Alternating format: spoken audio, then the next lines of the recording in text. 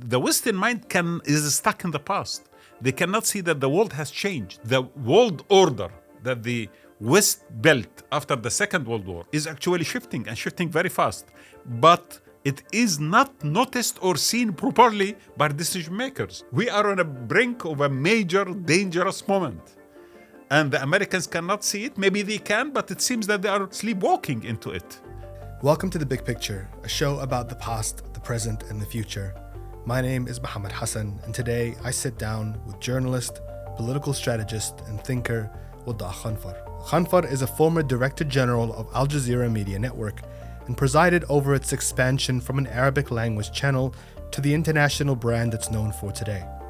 In 2011, as Al Jazeera led global coverage of the Arab Spring uprisings, Khanfar was named by Foreign Policy magazine among the top 100 global thinkers.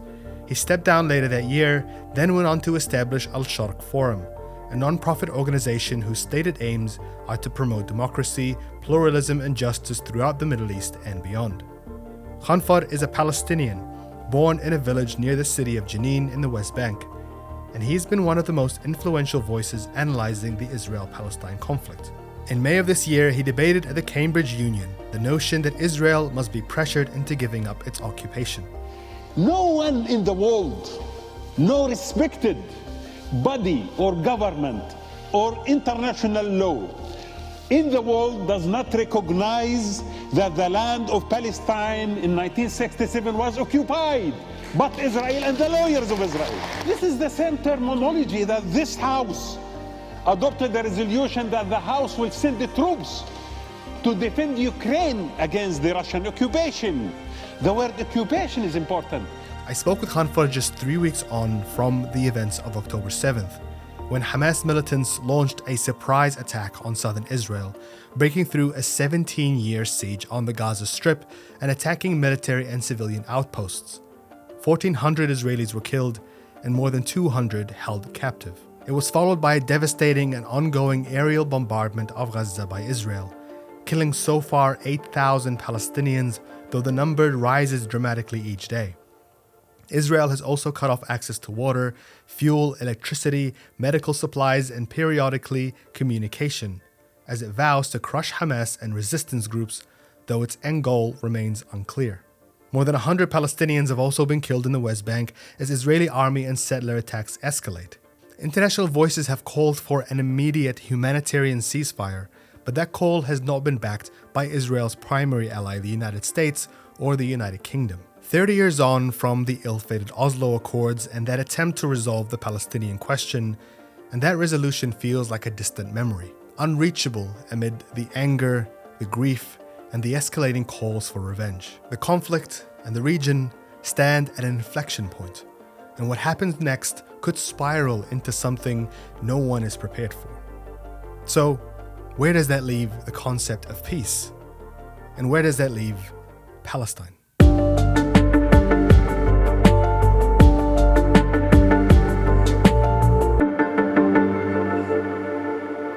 Wadah Khanfar, it's a pleasure to have you today. Welcome to The Big Picture. Thank you very much.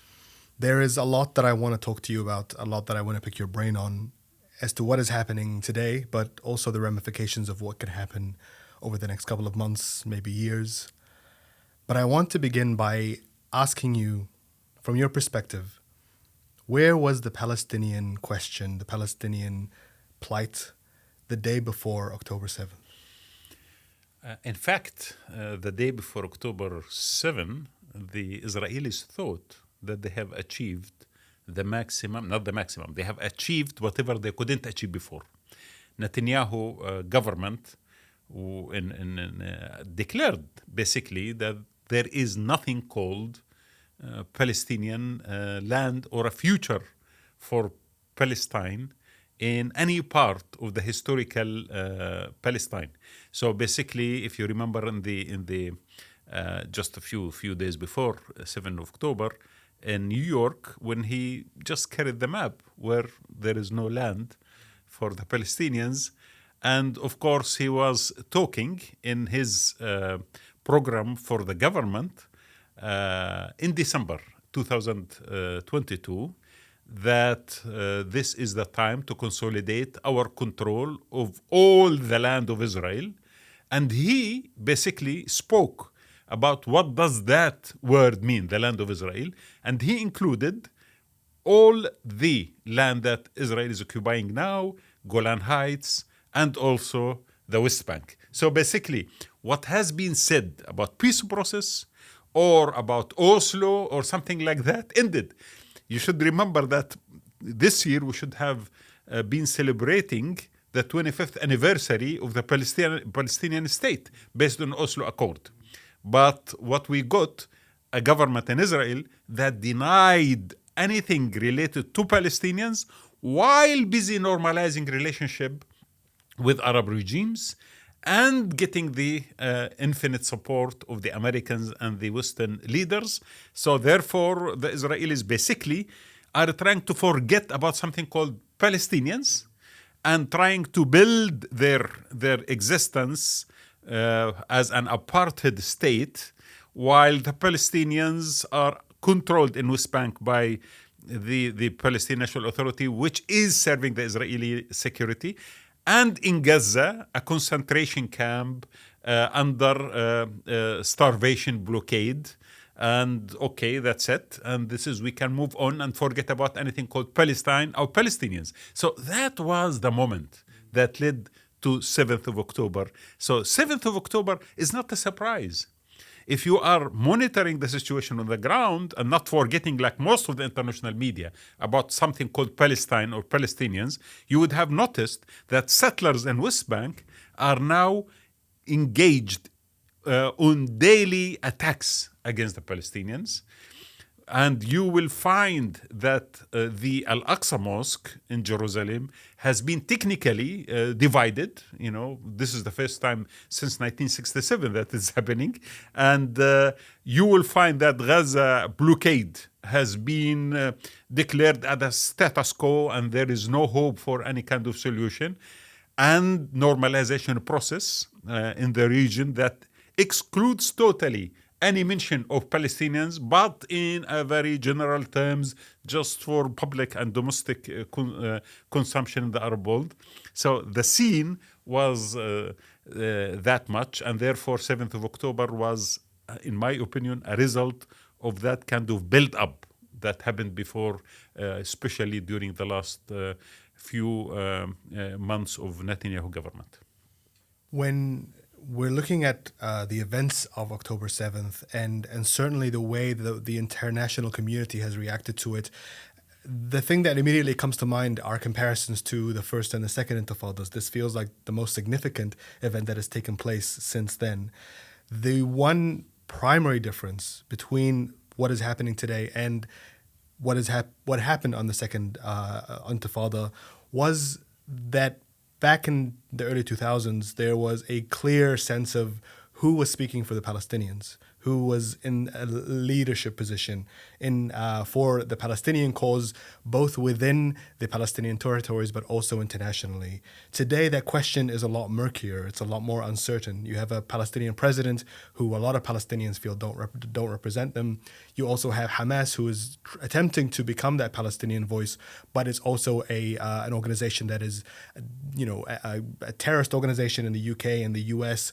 Israel hasn't been negotiating where they're speaking to, at least publicly or formally, for many, many years. What does that picture of leadership look like today for Palestinians? So we had the opportunity of having that unified voice to represent the Palestinians when there was elections held in West Bank and Gaza that led to a unified national government. And of course, the West and the Israelis were not happy with the fact that Hamas won, majority seats in the legislature at that time, and that what led to the current reality that we are in. So, when it was left for the Palestinians accepted certain kind of arrangement, and they had a voice to represent them, and by then we would have seen that this voice would have dealt with the political issues in a very reasonable and even pragmatic way. But the Western pressure, because, when you said international community, that word now has lost a lot of merit, because what we speak about as international community normally in our minds is the West, the Americans and the Western governments, not the rest of the world. But we have seen that the rest of the world, a huge amount of humans across the world, are not exactly following the same method that the Western powers or stance the Western powers have regarding Palestine, especially in the voting of the General Assembly and on many other issues. So it is basically the West, especially the Americans, versus the rest of the world, the global South, which is now sick and fed up of the way the Americans are trying to manage the world. International law that has been sacrificed for a long time now. The self-righteousness the Americans are attempting to show to the world, while they are committing all kinds of atrocities against democracies. One of them, of course, the national government that was elected by the Palestinians, but all the democracies in the Middle East, basically, during the Arab Spring. I think the Americans and the Western powers were not happy with the transformation. And lately, of course, the Ukrainian war and what happened of ignoring international law, and, of course, going beyond that to redesign the international order in a way that, in my opinion, is ignoring basics of decency. And this, of course, will not at all appease nations across the world, especially outside the Western-centric approach to reality. So the international society, when I speak about international society, in fact, I am not, at this moment in time, inclined at all to look at the West, in particular the Americans, are the custodians of this international society. The time has come for the global South to start thinking beyond the West. And in my opinion, the decay of Western values that have reached to this moment, where you glorify apartheid Israel in destroying and killing people, including children, thousands of kids and children, without even giving these children the respect they deserve, or their families, by acknowledging them, acknowledging their death. The American president is not even acknowledging that there are civilian deaths in Gaza, and he is speaking about Hamas figures that have been exaggerated. What kind of leadership, what kind of model the West is giving us now? I think it is the end of that kind of model that has been for decades trying to establish itself as the reference point for a so-called civilized world. What kind of civilization is this that kill children while denying them food, drinks, bombing hospitals, and killing their parents, and of course denying the knowledge or even the acknowledgement of their death? This is very low moment in the history of the Western values, and I think it is, in a way or another, a moment for the world to move on and to start thinking beyond the Western colonial, imperial, hegemonic nature. And the parallel that you make with Ukraine is something that the U.S. President Joe Biden himself reiterated over the last couple of weeks. And there's been enormous backlash to the way that, publicly at least, the U.S. has handled this situation with regard to its what has been perceived as almost blanket support for Israel and its attack on Gaza, for its refusal to stray away from what is an official Israeli line on what is happening there. And you saw that fallout happen even within President Biden's own administration and his own Congress. When it comes to his view of the world, Joe Biden's view of the world, and what he has attempted to reinstate, or when he first came into power, he said that America is back. And last week he tweeted that the world is a safer place with American leadership. Do you think that sense of American leadership is even real anymore, and is anyone paying attention to it? In fact, what is amazing about the current situation is that the American behavior in supporting the Israeli aggression against the Palestinians is against the American national interest, if you think about it, because you are engaged now, technically, in a confrontation and in a war against the civilians in Gaza, and dragged back into the Middle East, while you were trying to dedicate most of your resources to confront China and Russia. Now back into the Middle East. And you should remember that the Americans have been here long time ago. I mean, they haven't departed from the region, but of course they reduced their military presence in the region. They have been here in Afghanistan. They have fought a war in Iraq. And in both wars, they were basically, they had to withdraw without achieving any strategic target, especially in Afghanistan and, of course, even in Iraq. So while they were busy fighting this kind of ghost war, the Chinese and the Russians were building themselves. So the strategic interest of the Americans at that moment in time was sacrificed for an interest which did not achieve to them security as they thought it will. And the Chinese now are much more powerful than ever. Now they are coming back to the Middle East, the Americans. And once you are in this region, and if this war goes longer and longer, it means you will dedicate more resources and you might get directly involved in confrontation with Iran or with Hezbollah, with any other kind of force in the region. And who is going to be happy? The Chinese. Who is going to be happy? The Russians, of course, because again, the Americans are engaged in another war and they are dedicated resources to that. So I cannot understand how an administration like that puts its, direct domestic interest above the national interest. It seems that the decay of leadership in the West, by the way, not only in America, but also look at Britain. So it's not Biden, it's also Sunak, it's also Scholz, it's also, the French, Macron.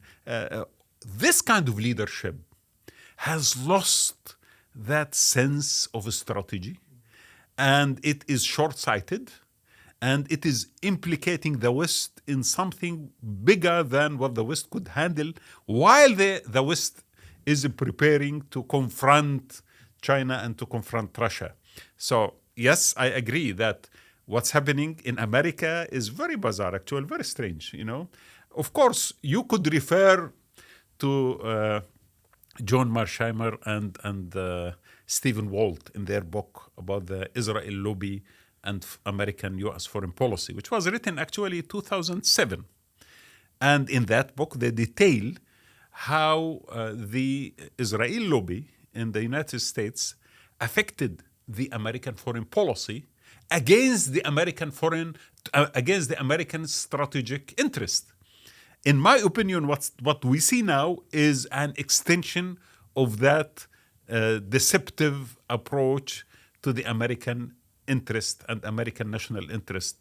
And again, Biden is following Netanyahu's basically misguided trip towards creating this kind of confrontation, which might go beyond all kinds of expectations, especially if it goes regional, and it might even become a regional, international proxy in the region. So, yeah, we are on the brink of a major, dangerous moment.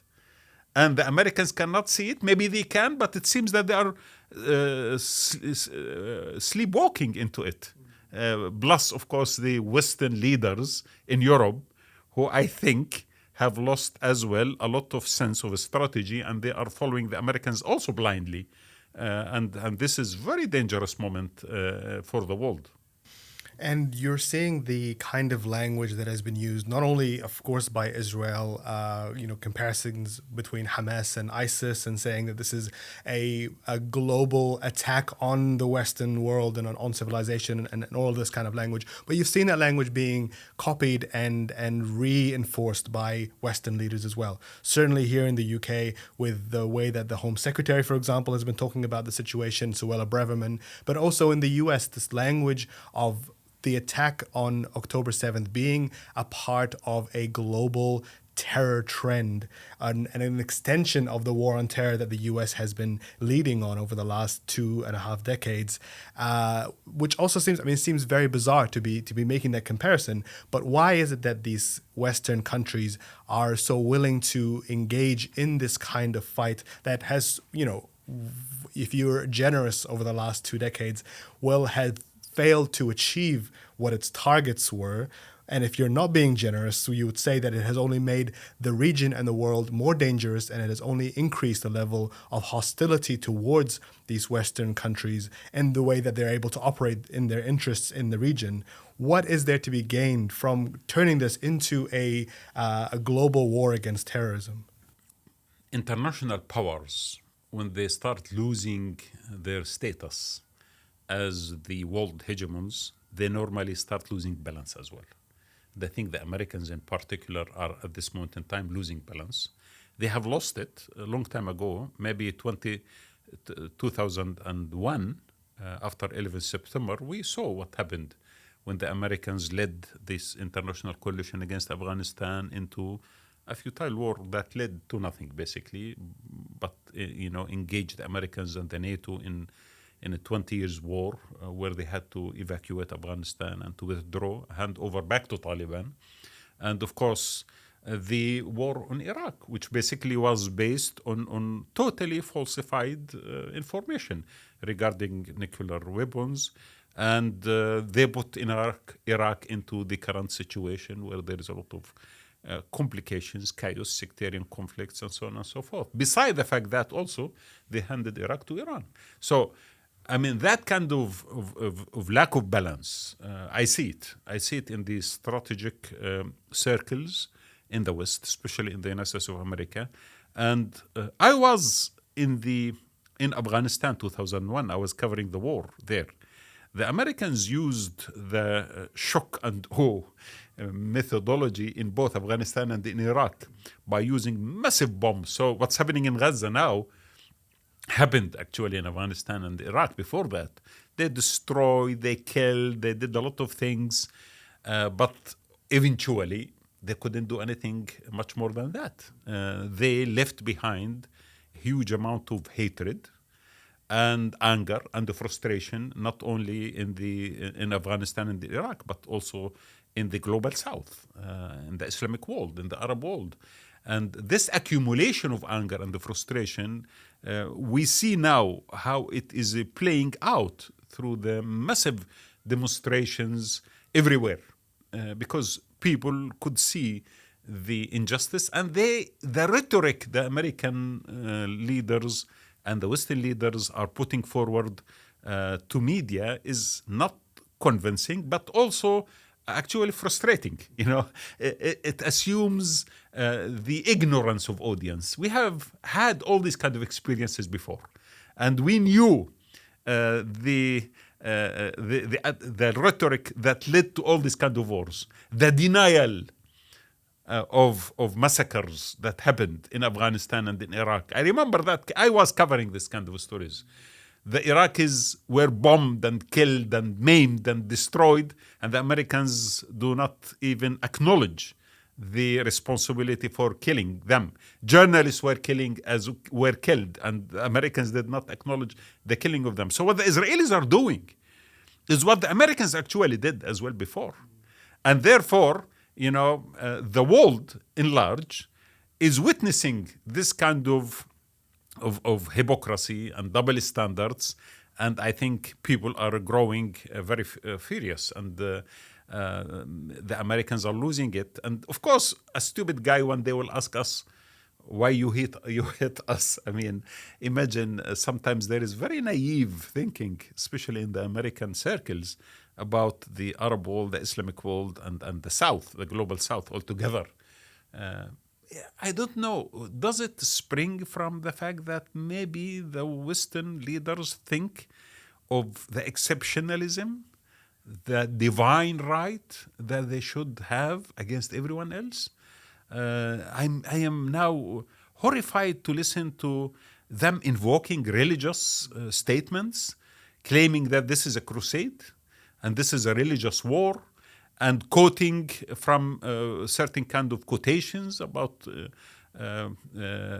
justifying genocide against men, women, and children, as Netanyahu did a few days ago when he was speaking about the Israeli army as a continuation of 3,000 years of legacy since Joshua ben Nun. And we know what happened when Joshua ben Nun, according to the Old Testament, cursed Jericho and destroyed it and killed everyone. So the point is, this kind of logic shows you that there is imbalance in the mindset of the decision makers. When they resort to this form of anger, frustration, invoking religious wars and so on and so forth, it means that they are losing their balance and they are behaving in a very dangerous way. And this is definitely one of the most dangerous moments in our history, because we have also leaders who are not qualified to manage this moment. And on that note, actually, one of the alarming things that in the first couple of days that we saw in terms of international coverage, in terms of the reaction from world leaders, in terms of the reaction from analysts, specifically the ones in the US, was almost a mirror image of what it felt like in the days after the September 11 attacks in 2001. This conversation around religion, this conversation around a quote-unquote clash of civilization and us versus them, that it seems alarming. Also, the level of Islamophobia in the way that a lot of events were being talked about, the equivocation of pro-Palestinian marches with pro-Islamist marches or jihadists. And this idea feels almost alarming because it almost felt like the last 2 decades worth of conversations and analysis and dialogue have, I mean, I don't want to say have been for nothing, but it almost feels like things have been flipped on their heads again, and we're right back to where we started. Is this how it feels to you? Sadly, media has played a very negative role, mainstream Western media in particular, during the last few weeks, in amplifying this kind of madness and hatred, and denying the Palestinians the acknowledgement of their plight. And they do what they do usually by just eliminating the context and the history of any event. So they start just as if the Middle East was going through a great moment of peace and prosperity, and suddenly the mad Palestinians decided to disturb this peace and balance by creating this event on 7th of October. So, unfortunately, the Swiss media, which in my opinion is serving centers of power, has reached a moment of denial of the just cause of the Palestinians. And they, in a way or another, again invoked certain kind of feelings. So a lot of, in every nation and even humans, we have always certain kind of thoughts and ideas. We bury them deep down. Sometimes they are very negative. We are ashamed of them. But in moments like that, all that surface on top. So we become xenophobic, racist, and we start assume that we are superior and we are self-righteous, and we should definitely eliminate, kill, and destroy the enemy totally, because they're not humans, they're animals, like this kind of rhetoric that the Israelis and some American American politicians are repeating. So we have that kind of mentality. Now, going back to the reality, does this kind of logic appease everyone? In my opinion, the Western nations are not happy to see their leaders behaving the way that they are behaving. We saw the demonstrations in London. We saw the Paris demonstrations. We saw it in Germany, everywhere. Although the laws and regulations that the governments of these countries try to enforce were actually, in my opinion, not only anti-democratic, but it were barbaric in a way, by trying to suppress people from showing their sympathy to dead men and women and children in Gaza. But regardless, the people demonstrated. And this is a very good sign. It means our debate and discussion that you refer to is not gone, unnoticed. Actually, yes, there is a lot of people now who see the reality and the truth, regardless of media and regardless of the political stance. So it is not as if we have lost totally the West. We have lost the centers of power in the West that has been, in a way or another, serving the Israeli interest blindly, as I said, against their national interest even.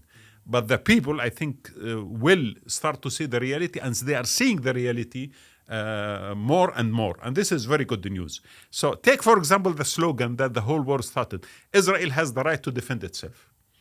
Someone would ask, the Palestinians, do they have the right to exist? Do they have the right to defend themselves? If you say no, they are not, it means we are not acknowledging the Palestinians as humans equal to the Israelis, for example, and therefore they don't have the right. Now you are defending, when you say Israel has the right to defend itself, you are looking at Israel as oppressed small minority surrounded by brutal Palestinians with their mighty army and their bombs and their massive artillery, and Israel has the right to defend itself. Israel is an apartheid state trying to defend itself against the occupied people, who have been put in a concentration camp for the last 16 years under starvation, and then you tell me we have the right to, Israel has the right to defend itself. Of course, this logic is easily, you can say, how ridiculous it is. And any sane mind will look at facts. He will understand that this is not what a sound argument for the Israelis to do what they are doing. And therefore, I think more and more people in the West, of course, the global South, most of it, basically have gone through this before us. They have gone through this in Africa, during colonial era. We cannot eliminate the fact that what we see now is an extension of that mentality that colonized Africa, that enslaved Africa, that killed 10 billion people in Congo by the Belgian king at that time, by the apartheid state of South Africa, that the West supported and declared Nelson Mandela at that time as a terrorist before he was celebrated as a liberator and got a Nobel Peace Prize. So the West has been there. That dark history has been there. And unfortunately, because of this particular moment, all this dark actions and memories and subconscious is coming to the front and expressing itself in a very ugly way in media and in political terms.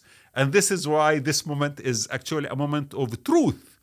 When you are unmasking someone and putting him in front of the mirror and the world naked from all kind of claims about the self-righteousness and about the liberal values and about supporting democracy and about the civilized world versus the non-civilized and about the axis of civility versus the axis of evil.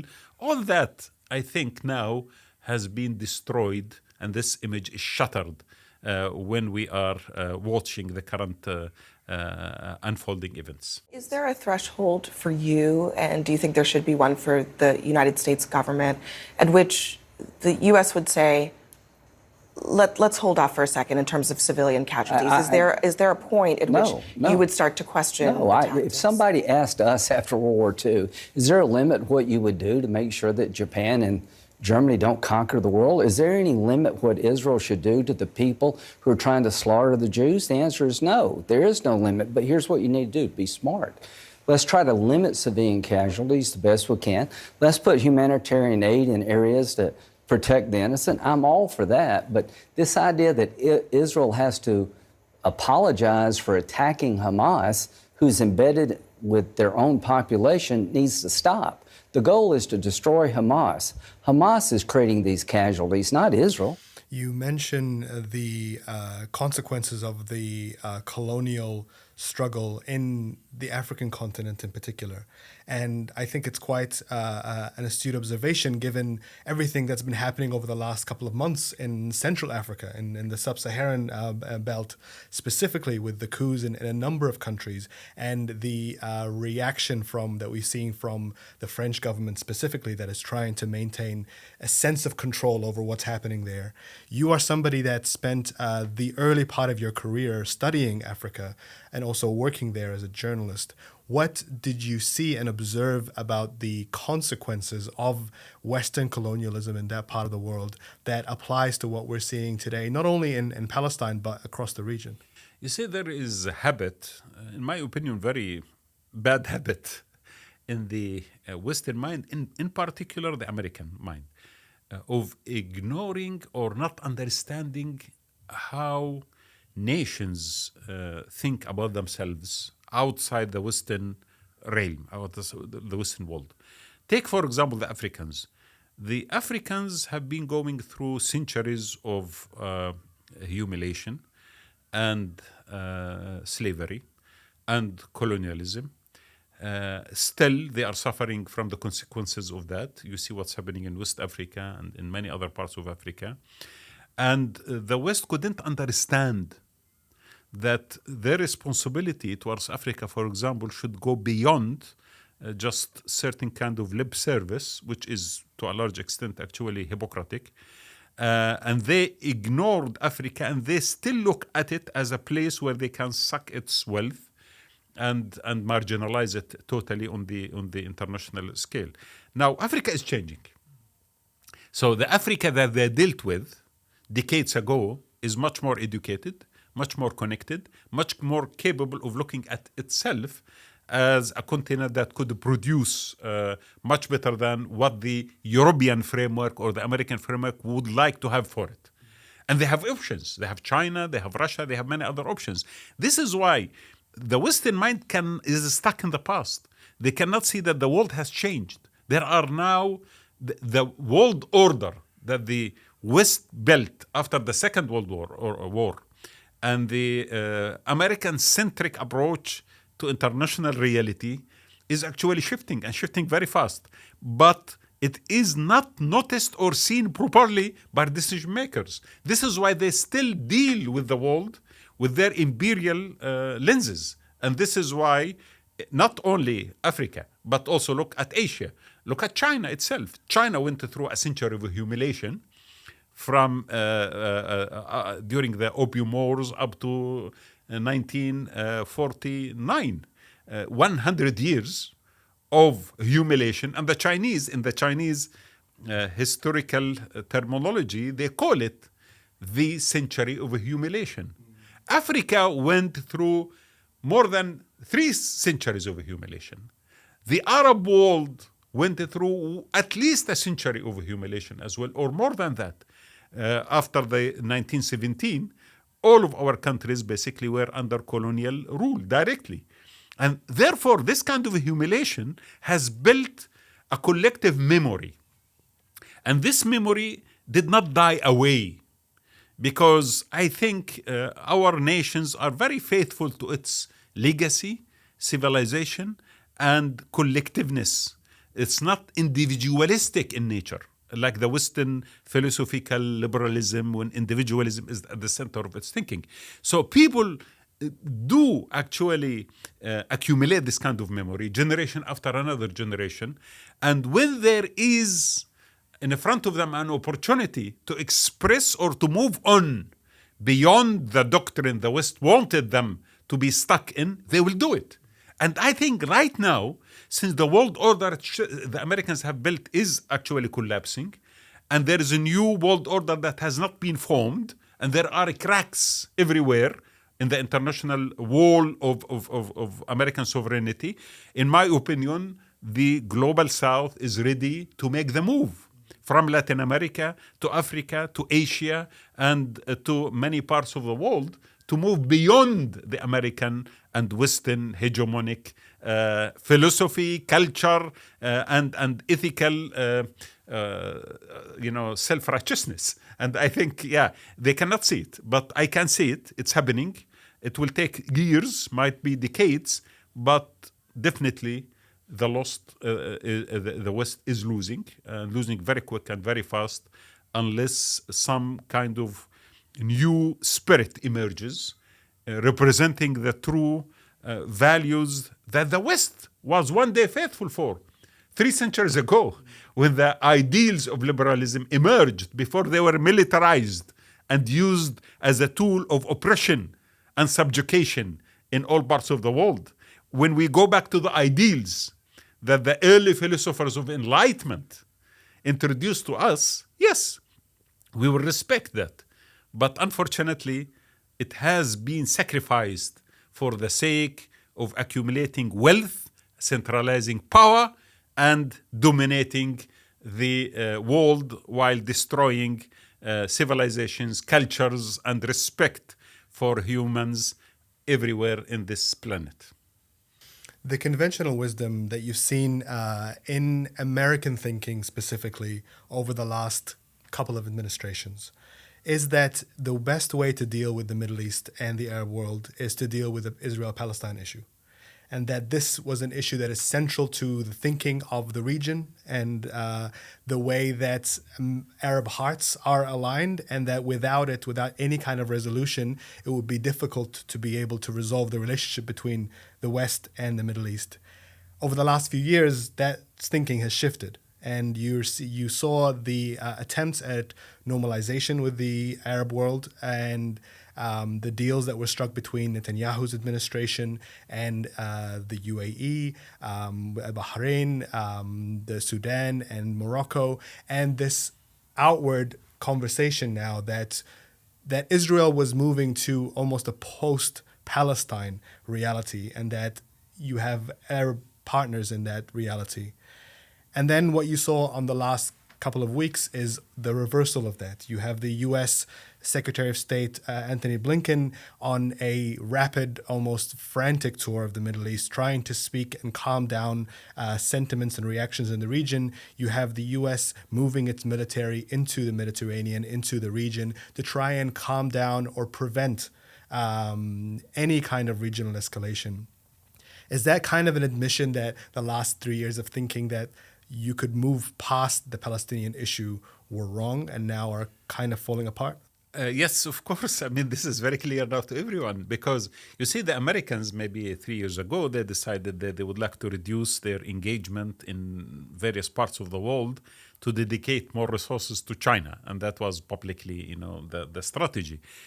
And maybe they thought that by handing over the Middle East to regional powers, including the Israelis and the Saudis, and encouraging the normalization between both of them, they will dedicate more resources outside the region to Southeast Asia and so on. Of course, that was the plan. That plan did not include the Palestinian issue in essence. It had, as I said, certain kind of terminology about the Palestinian issue to resume the so-called peace process, which is laughable because, every Palestinian knows that the peace process is just a sham. It's something used normally, just lip service for nothing, to achieve nothing. So the idea was, let us put this region under control of the American allies while we dedicate our resources to the rest of the world, especially to China and Russia. And that did not include the Palestinians. That narrative collapsed on the 7th of October for many reasons. One of them, that the Palestinians proved again that they are at the center of the security of the Middle East. You cannot ignore the Palestinians.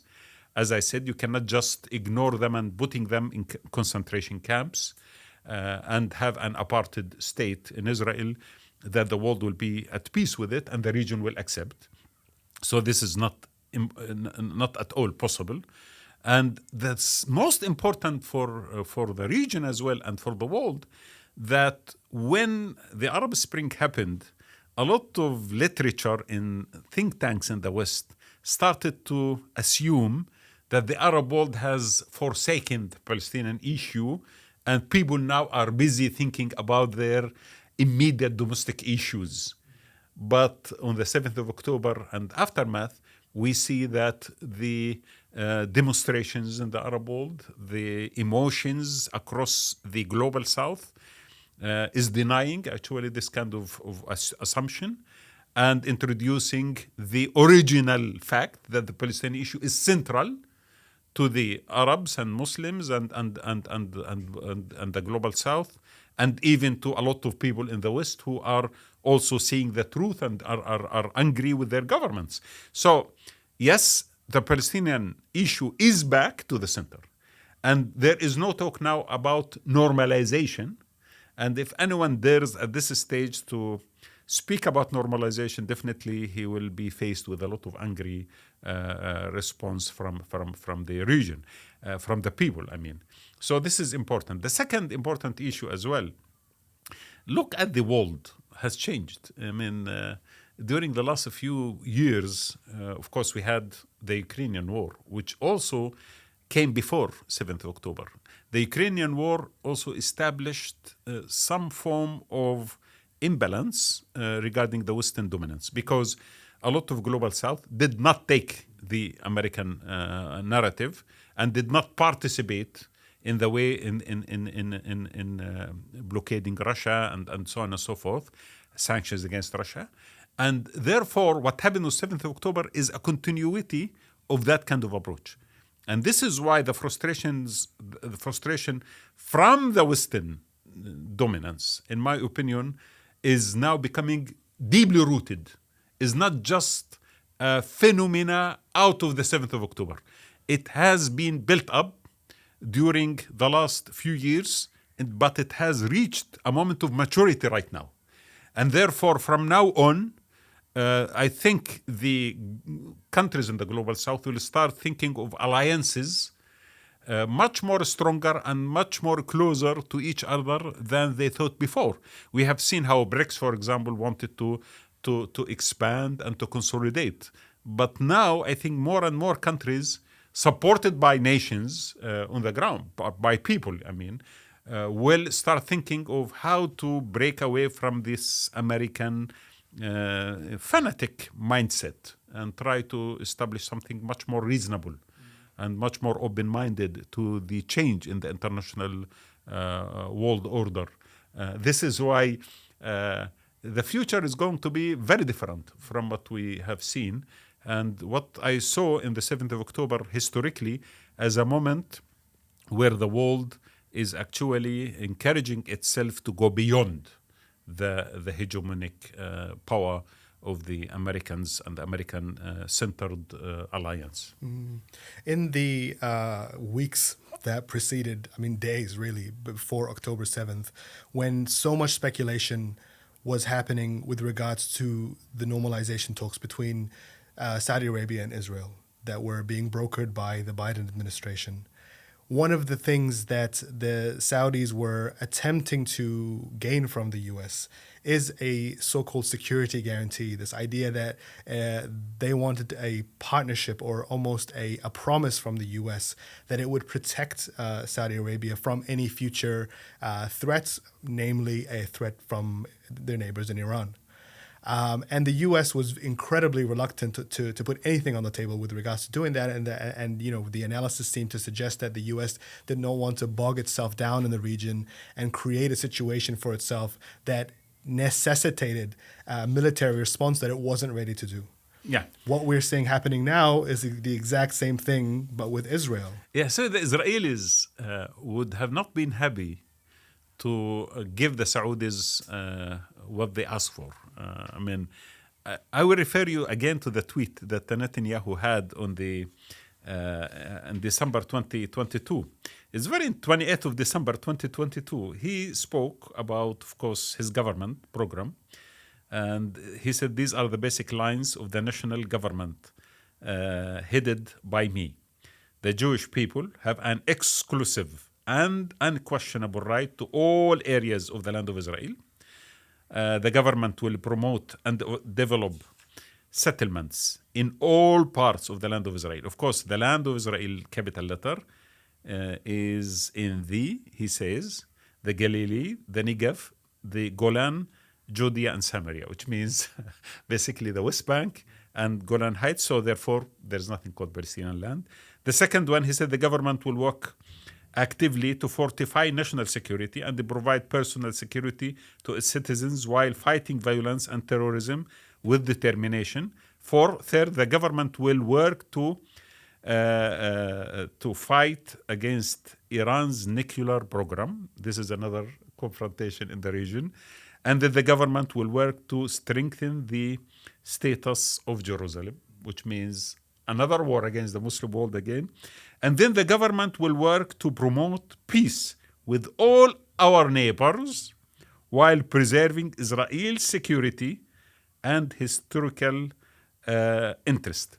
So the point, Israel's security while normalizing with neighbors. I will preserve Israel's security, which means I'm not going to strengthen their security. Second, I am going to have peace with them while I am taking over the mosque, Al-Masjid Al-Aqsa, which means also I'm putting them in confrontation with their people, and that would delegitimize a regime that will accept a deal that Jerusalem has been sacrificed for it. Third, I am going to normalize with some while fighting against others. I will normalize with neighbors, but I will also fight against Iran and its program, nuclear program.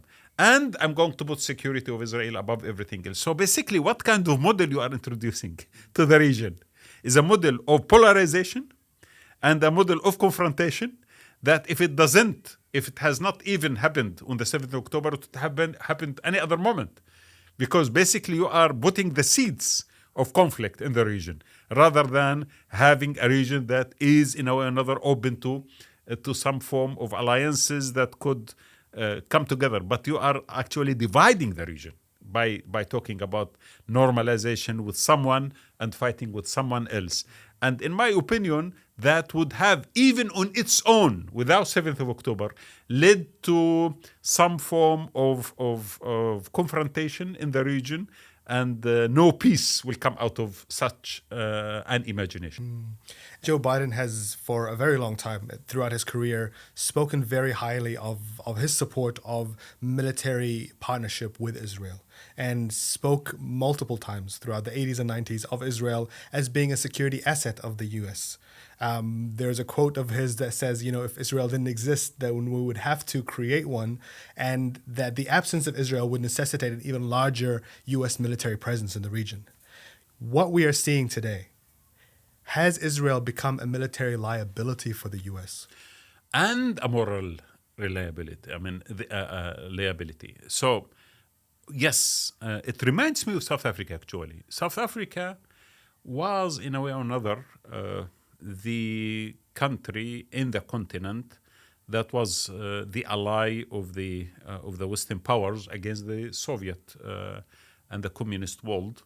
But in 1989, when the Eastern Bloc started to collapse, and the Soviet Union has started to lose its status as a major power against the Americans, also South Africa started losing its status, because it has been very high liability morally, and also the pressure against the Western powers to rethink apartheid regime in South Africa start to grow in the West, in the capitals of the West, as we see regarding Israel as well. So the shift happened, and the white regime in South Africa had to negotiate with the Africans and to reach the agreement of sharing power that Nelson Mandela, after that, implemented in when he became a president, 1994. So the issue is, such regimes that are based on colonial settler mentality, that are becoming apartheid entities, they cannot actually survive outside some form of international sphere of interest. When that international sphere of interest starts to shift, their status has to shift as well. because they might not serve exactly the same strategic purpose that they served. So Israel did not want to become part of the region by normalizing truly with people. So they were trying to normalize with regimes, with some regimes, fight with another regime, and at the same time denying people their right of existence, the Palestinians, I mean, and denying the larger population of the Arab world their right to have the Mosque of Al-Aqsa, for example, or the issue of Palestine, which is very close to the hearts of people, resolved properly and sincerely. So they have been building on that old hegemonic regime supported by the centers of power in the West. Now, when the world is shifting towards something new, the status of Israel will start to shift as well. And slowly it becomes a liability militarily and a liability morally. And we can't see it right now because, as I said, the imbalance in the Western leadership, while the Western hegemonic power is actually diminishing. So there is a panic and there is lack of strategic thinking and there is decline of wisdom in most of the minds of the Western leaders. And therefore, they are now taking very strong action, which in my opinion, versus against their international interest and their regional interest in our part of the world. So yes, this is very complicated, but on long run, yes, Israel is a great liability to the West. I want to round up our conversation by staying with South Africa, where you spent a lot of time reporting on it in the years after the collapse of the apartheid regime. There is often this comparison, this parallel drawn between Israel and apartheid South Africa because of the system of apartheid, because of a system of settler colonialism, because of the racial divisions that exist. But do you think where things are right now, which feel very heightened, feel very far from any kind of resolution, do you think Israel is destined to go the way of South Africa? You see, the point is the following. South Africa itself consisted of colonial settler entity based on racist supremacy and supported by the Western powers. So that definitely is similar to what's happening right now in Israel. And later on, that changed, and therefore the status of South Africa started to decline, and the world, in a way or another, gave up on South Africa. So on Israel, it will take longer because there is something connecting the Israelis to the Western racist mentality, actually, the Western centers of power more than the people. When I say the West here, I don't mean the people, actually. I mean the centers of power in the West. And that connection is deep. It goes beyond the calculations of geopolitics only. And I think it has been the issue of Zionism, which is an Occidental issue, not Oriental issue. I mean, it has been in Europe for decades, the anti-Semitism and Zionism. And therefore, the issue of Palestine has deep roots in the Western thinking, not because of love to Zionism or love to the Jewish population, but it is basically something that comes from the dark history that Western nations actually dealt with the Jews in the West. Because the only region in the world that opened up for Jews to settle and to live as respected citizens was the Oriental region, it means the Middle East, the Islamic countries, the Ottoman Empire, Baghdad, Cairo, Morocco. So we had Jews living naturally. When they were evacuated from Spain, they actually sought refuge in the Muslim land, and they were respected and they lived peacefully, and we had no issue. We do not have in our culture anything called anti-Semitism. We don't have equivalent to that. This is a phenomena born in the West. So when the West now is supporting Israel, I don't think they are supporting it because of this kind of geopolitical calculations only, but also that kind of of guilt factor involved in history. And unfortunately, they made the Palestinians pay the price instead of them trying to create certain kind of balance in that land. And of course, this is again endangering the whole international order. As I said, this event will trigger some form of proxy regional confrontation that might go beyond this. So, to answer your question, I am hesitant to say that the calculations are geopolitical only, and I think we need to sit down and to think of a new imagination about what should be done in the land, and we need to trigger the historical precedents, which I refer to, because our region was the most tolerant region to the Jewish settlement, when the Jewish settlements during the last few centuries was natural, integrated, and it was actually part of the mosaic, cultural, religious, sectarian mosaic of the Middle East.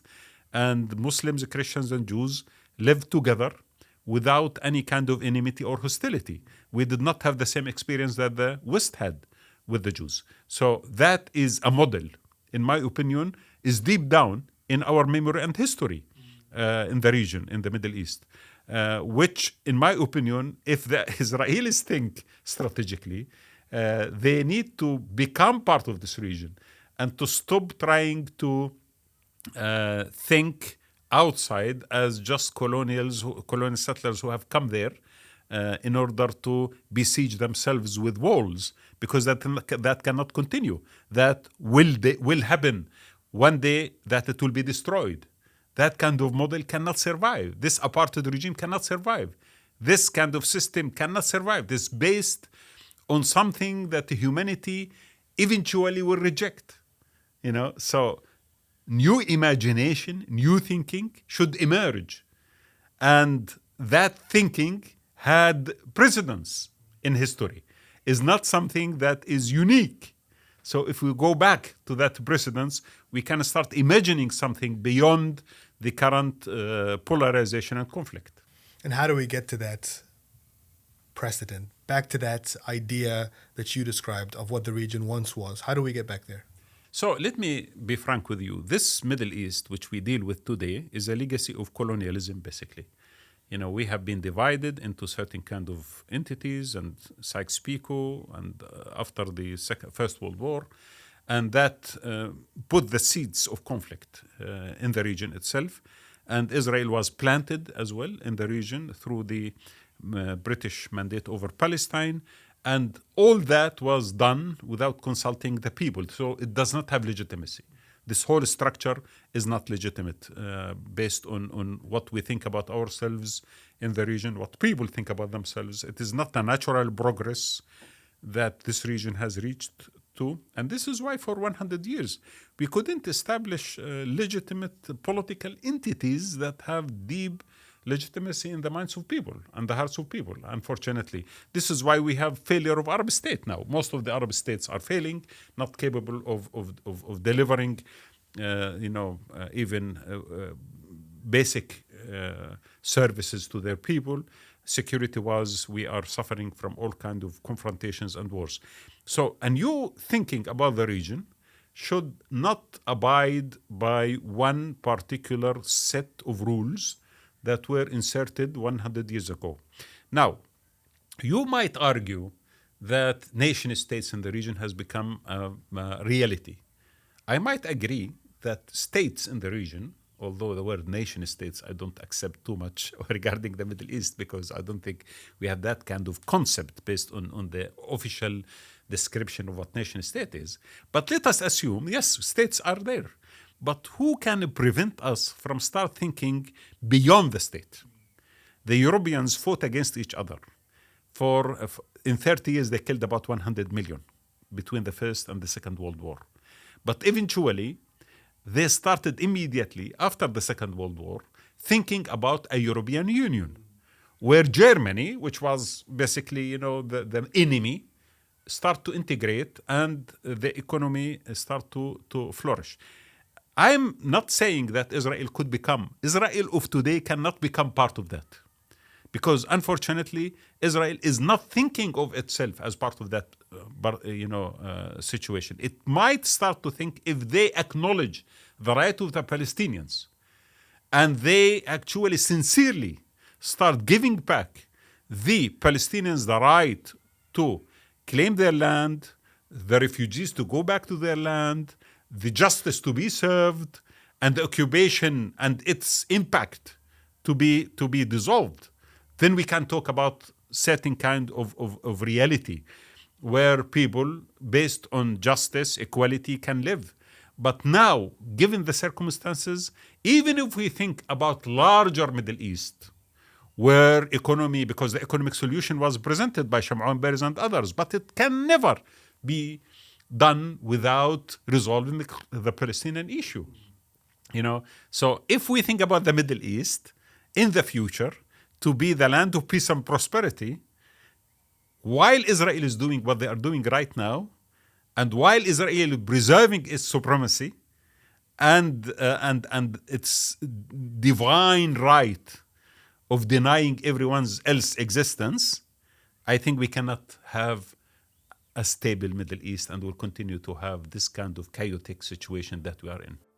We began this conversation on a very catastrophic place and vision of what's happening right now. And I feel like we've ended it on a place that looks like somewhat of a clearing in the clouds. And thank you for shedding light on what could come next and what we should hope for in the future. Wadah Khanfar, thank you so much for your time today. We really appreciate it. Thank you very much.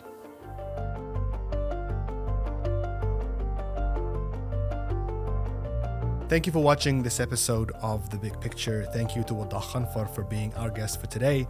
This has been a fascinating, reflective, and expansive conversation that I think is really important to be having right now as people look to what happens beyond the violence that we're seeing on the ground today. If you liked it, please share, please like and subscribe, and most importantly, please leave us your thoughts in the comments below. As always, you can find this and all of our episodes wherever you get your podcasts. And until next time, salam.